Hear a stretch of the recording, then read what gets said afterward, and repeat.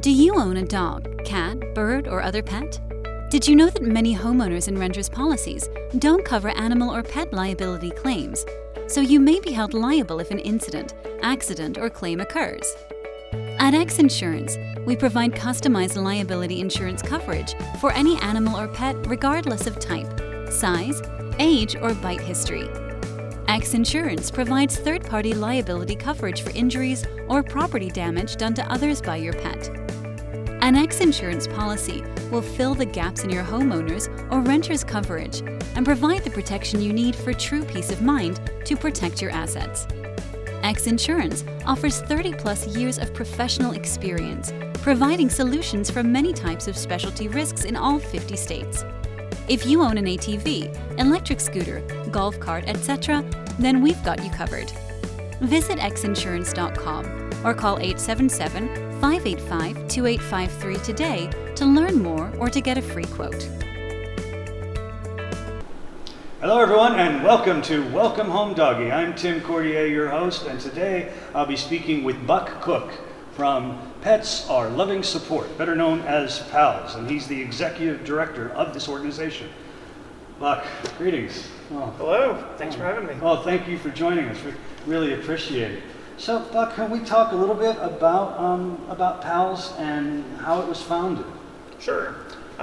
We were founded in 1990. We were the product of two women who were volunteering for a local HIV and AIDS service organization that basically was like a Meals on Wheels for people with HIV, and so they would take meals out to their clients, and they met through the organization, and they found out that they had several things in common. They had both enjoyed volunteering, they both enjoyed doing HIV and AIDS service work, and they both were pet lovers. And through the course of their volunteer work, they met a client of the organization who was taking part of his one meal a day, and he was saving it for part of that meal for his best friend, so his best friend would be able to eat. And his best friend was his cat. And his cat was pretty much the only being he had in his life other than the people that brought him the one meal a day from the organization, because his family had left him, his friends had left him because he was HIV positive. And so they also found out that this man was taking some of the money that he should have been using for his HIV and AIDS treatments, and he was using that to get his cat vaccinated and to take care of his cat at the vet.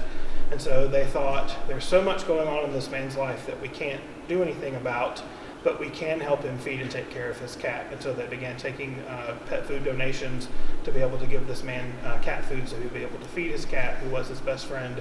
And they began to take up monetary donations to be able to help him take his cat to the vet.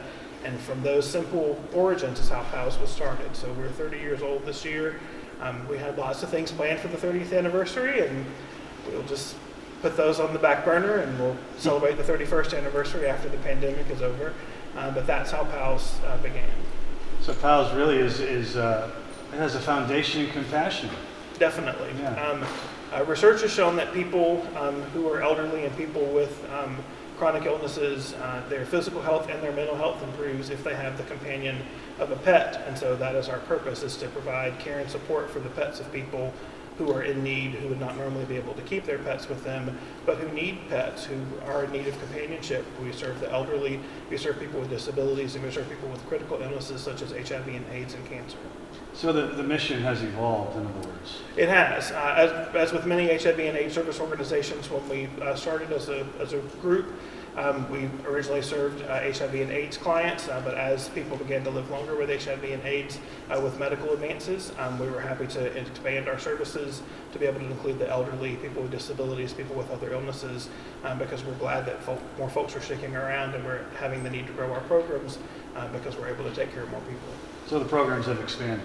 Definitely they have. And so what we do is we provide free pet food and then basic low-cost veterinary care for the pets of our clients. And we do hear from our clients over and over again that they wouldn't be able to do the things that they do with their pets without our support. And so we're just very thankful that the community supports us, because we're able to give these folks a chance to spend time with their pets that they really love, and that we love being able to give them that. Our tagline from our beginning has been help a friend, keep a friend. And that's kind of how we look at it, is we're helping people keep their friends with them because their friends are their furry, four-legged friends. Oh, absolutely, without a doubt. What a wonderful organization. I mean, seriously. Thank you. How are you guys funded? So we are funded through a variety of sources, but one thing we think is important for folks to know is that we don't receive any municipal or state or federal grants. So we do have grants from private foundations, we have corporate sponsorships, we have small businesses that support us, we have individual donors that donate, and then we have fundraising events throughout the course of the year. We provide a low-cost veterinary clinic that's geared towards our clients. When we have open slots, we make those slots available to the public, and we charge them a reduced rate than what they would pay at a veterinary office, but it's a fundraiser for us because we're making some money off of the public clients that we're able to fit in when we have vacancies in the schedule after we filled our clients. Our longest running fundraiser is our Drag Queen Bingo fundraising, and that's one of the things that a lot of folks, that's how they find out about P.A.L.S and how they come to know us. And so we love that that's how people sometimes have their entree into what we're doing and who we're helping and what our world is. But that's been going on since January of 1997. Oh, that is fabulous, seriously. Yeah, we love You know, one thing I've always admired about the drag culture or community is that drag queens are fearless. They're some of the bravest people I've ever experienced. And also one thing I love about the community, the drag culture, is that it really is based in acceptance, in unconditional love, and just being who you are. Yes. And when you consider that's what our pets provide as well, there's a direct connection. How did you guys come up with building this fundraising campaign? So this person is now one of our current board members, but there's a wonderful Atlanta drag queen named Bubba Delicious. Oh, and, I know Bubba Delicious. Everyone knows Bubba. So Bubba was the host of our first Drag Queen Bingo back in January 1997. And up until the pandemic happened, so from January of 97 until March of 2020, we had Drag Queen Bingo every single month. And so it's our longest running fundraiser. Bubba is our longest serving volunteer because Bubba has hosted every Drag Queen Bingo that's happened since January of 1997. She hosted. She's only missed 5 in the whole time we've been doing it, up until the pandemic started. So we love Bubba and we love all the queens that participate. But basically it was just an idea that somebody said, look, you know, we want to try to help out P.A.L.S, we want to try to raise money, let's do bingo. And people loved it, the response was great, and obviously it's been going on every month, every year since then. We have sellout crowds. When we were doing bingo pre-pandemic and the before times. We have a different theme each month, so we just had October Bingo. It was our first time coming back since the pandemic, and that was Rocky Horror Picture Show themed. We've rescheduled our Disco Bingo, which is one of our most popular themes of the year. We rescheduled that. That's coming up in November. And then we're going to have a multi-holiday festive bingo in December. And then we're looking to reschedule our Dolly Parton Bingo, which would have been in April of 2020 for January, because that's the month that Dolly Parton was born. And that's the most popular bingo of the year. It always sells out within about a week and a half or 2 weeks of when the tickets go on sale. And so we love that people get so excited about it. But people will come dressed in costumes and T-shirts and different things, and we don't mandate that, but people just love to get into the. Well, I'm coming and I'm going to dress up. You should. Sure. It's a good time. It's very festive. Absolutely. And the queens do numbers that are themed around whatever the theme for the month is, and so for disco, obviously we'll have lots of disco clothes and wigs and songs and all that kind of stuff, and people get really into it, and it's a lot of fun. Oh, fantastic! What a great event! And we give away cash prizes. We're legalized bingo in Georgia. All of us that work the event have to have a background check and be fingerprinted and go through the GBI and everything to be licensed bingo operators in the state, because it's legalized gambling for the state of Georgia. So you're legit? I am. I had to go get fingerprinted and everything. So I passed a background check, and it's serious stuff. All in the name of having fun and raising money for pets. For this wonderful organization that you had up. Yeah. How many I guess clients, is that the word you use? Sure. How many do you serve currently? Right now we have 60 people clients, and we have about 75 furry clients. We work with only cats and dogs, so we don't work with birds or reptiles or anything like that. And that was one of the things I was trying to figure out, how do I ask this question in my interview, because I didn't know what type of pets they worked with. And so Thank goodness one of the board members volunteered that information, because I was just thinking, like, I don't want to do a site visit in a house where someone has a boa constrictor or, whatever. No, thank you. I got you. So you had to interview for your position? Oh, yes, yeah. How long have you been with the organization? I started with P.A.L.S in January of 1997. Good grief. I started with P.A.L.S in January of 2019, so I'm the only staff member of the organization. Everybody else that works with us, they're all volunteers. Okay, wonderful. Well, hey, folks, we're going to be right back after these messages, so please stay with us. There was a time in my life where I was extremely homesick. I decided that I needed a pet. When I first saw a turtle, my heart was full. He jumped up and kissed me and jumped right into my arms. I immediately went up to the volunteers at the shelter and said, I want him. He's got to come home with me. Now I'm anything but lonely. Every day with Turtle is a perfect day and keeps me company when I'm doing schoolwork. I like it when he jumps up on the table too. He is a veggie thief. He's an incredible companion and my best friend. Can't say that I've met anybody that doesn't love him too. When I adopted Turtle, I discovered all the things that make him unique. He's a little bit of a lot of things, but mostly he's all pure love.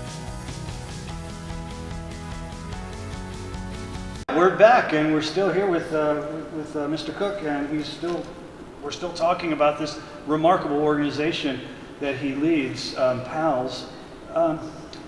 Buck, I want to talk about how COVID. We've kind of glanced on it a little bit, but how has COVID affected the organization?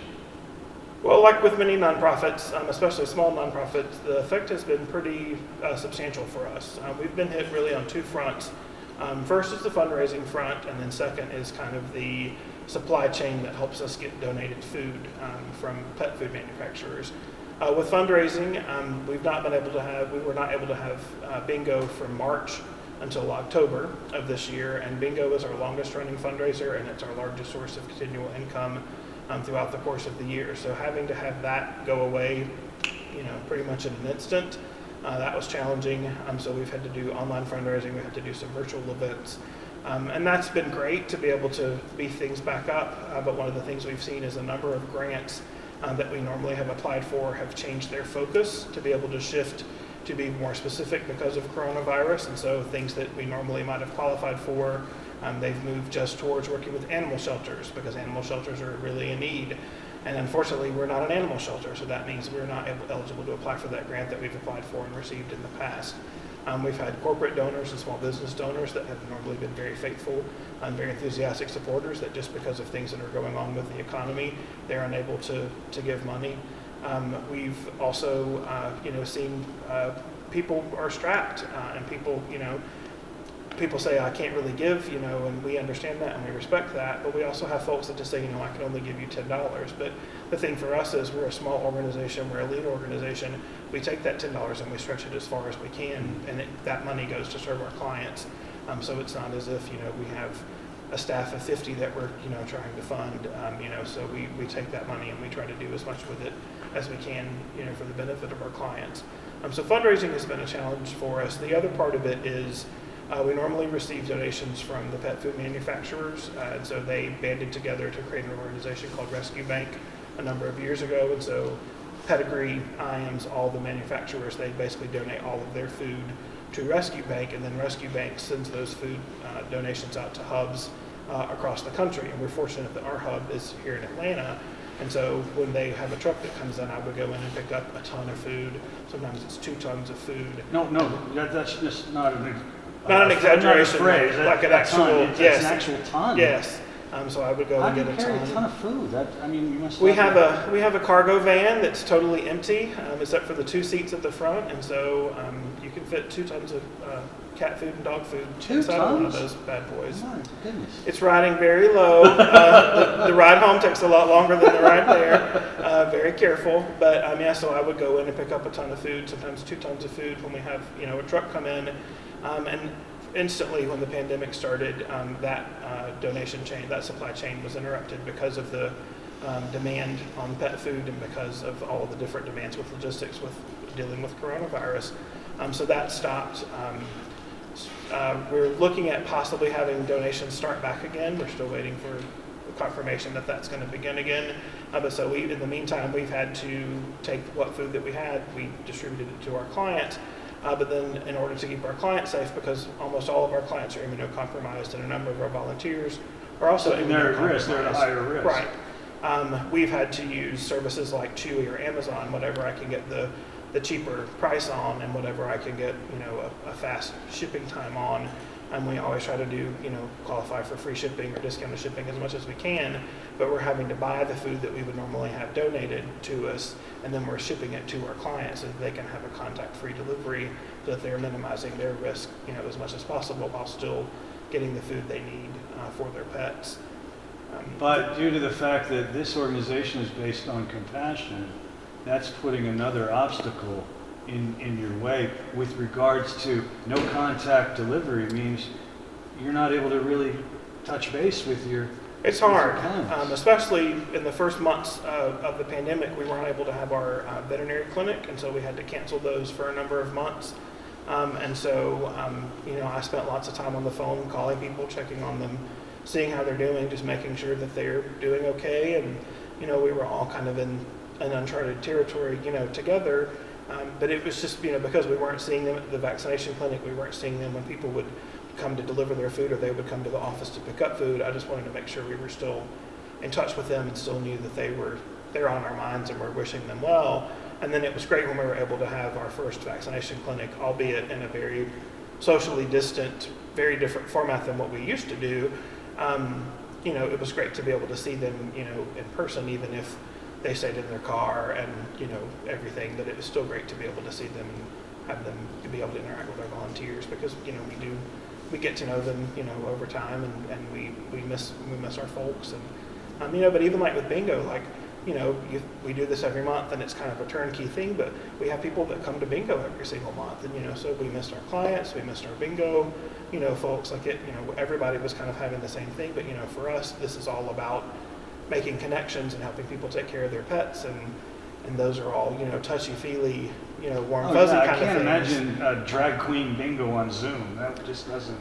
Yeah, I just can't imagine how that. It wouldn't the feel same kind of the same. Yeah, but we're very fortunate. Drag queen bingo happens at Lips Atlanta on Buford Highway, and they have had great success at reopening with the pandemic with the new requirements that are in place by the city of Brookhaven and the state of Georgia, and so. We feel good about having bingo back. They have a lot of great precautions they're taking, and then we also have to abide by the state of Georgia's bingo regulations, and so they've limited the number of people that can be in a party to be sat together, and so those things are it's a little different. We used to have some people that would come and they would have a party of 40, or we've even had a party of 100 come to bingo before. And so obviously those days are not the same anymore. You can have a party of 40, but you're at a table of 5, a table of 5, a table of 5, a table of 5, so you're not all sitting together in the way that you used to. But we still want people to be able to come and have fun and enjoy themselves and raise money for a good cause. Absolutely. Now, if someone like me wanted to join the organization or help with the organization, how would I go about it? Well, one thing is we're happy to have folks obviously come to bingo and join us, come to different virtual events that we have. A great way for folks to be able to support us right now is we're still, not back to normal with the food delivery. We're still not back to normal with funding, and so, making a donation online enables to help us take care of our clients, whether it's, having an issue with somebody having a medical emergency with their cat or their dog, or using that money to order food, that sort of thing. As we move back into what looks like more regular operations, we have volunteers that help us with the shot clinics. We have volunteers that help us transport people to and from appointments to make sure that they're able to. Some of our clients are homebound and they don't have access to transportation. Mm-hmm. And so before coronavirus, we would have a volunteer go pick them and their cat or their dog up, mm-hmm. bring them to the shot clinic, sit with them while they're there, and then take them back home. So we look forward to being able to offer that again, because that's just not something during the pandemic we've been able to do. And then we also have volunteers that help us do food deliveries in normal times. And so we have folks that are willing to come in and pick up, one person's food or a couple people's food, and we send them a 2-month supply of food so they don't have to, come back mm-hmm. all the time. But we like to be able to see, as part of it is for us, it's also being able to see them, be able to check in with them and visually, see the client, see their pet, and make sure, things are going okay. Yeah. Now, what about the phones? Now, you're running the phone bank, right? Would you have volunteers check in with regards to calling your clients and just making that connection? We don't. That's something that's done just by me being the whole staff, But yeah, that's something. We do have sometimes volunteers that come in and help with office work and different things, yeah. So we're gonna supply information at the end of the show to give our listeners, our viewing audience, an opportunity Fantastic. to how they can connect with you. Great, thank you. We appreciate it. Well, you mentioned you just had your 30th anniversary, right? So what are the plans for celebration? So we would have in November celebrated the 30th anniversary at our annual Fur Ball Masquerade, which is a masquerade ball that we hold at the fabulous Fox Theater in the Egyptian Ballroom. Do you really? We do. We had last year. We added tarot card reader, jugglers, aerialists. We have a fantastic DJ, and it's just a cocktail party. People come and enjoy. We have a silent auction. So we had planned a more festive version of the Fur Ball for the 30th anniversary. So we'll have a fantastic 31st anniversary party in November of more jugglers. Yes, more jugglers. In 2021, we'll celebrate the 31st because the 31st is a landmark anniversary, for an organization. But we had plans to do some great things for Fur Ball for this year, but that's been postponed until next year, and then we will just look for other ways to take some of our original 30th anniversary plans and morph them into 31st anniversary plans. We had a few things that we were going to surprise people with at bingo that we will surprise people with in bingo. Next year we'll just sort of scratch out dates and drop back and punt, and we'll still have a party. 31 is just as great to celebrate as 30. So. And I think it's fantastic. It sounds to me like you guys are resilient, which is, we've all had to learn how to be resilient. Yeah. And what a wonderful organization. Buck, it's been a real pleasure hanging out with you. I've really enjoyed it. Thanks so much. And I look forward to coming to those drag queen bingos. You're going to see me there. Every month. You definitely count on it. Maybe I can even become get certified or get my fingerprint. Fantastic. Yeah. We'll put you through your paces. Okay. Well, listen, folks. If you want more information on our show or Buck and the organization that he heads up, please follow us on Facebook, Instagram, or check out our website. We'd love to hear from you. We'll see you next time, right here on Welcome Home Doggy. Pet overpopulation is a national problem. Georgia has some of the highest euthanasia rates in the country, with an area the size of Maryland without basics like animal control, rescues, shelters, or even veterinarians. The Georgia Pet Foundation provides statewide spay-neuter grants to organizations to help decrease pet overpopulation. Do your part to help. Purchase a Georgia Pet Foundation spay-neuter tag through your local tag office, with proceeds going to support spay-neuter efforts in Georgia. Buy a tag, save a life.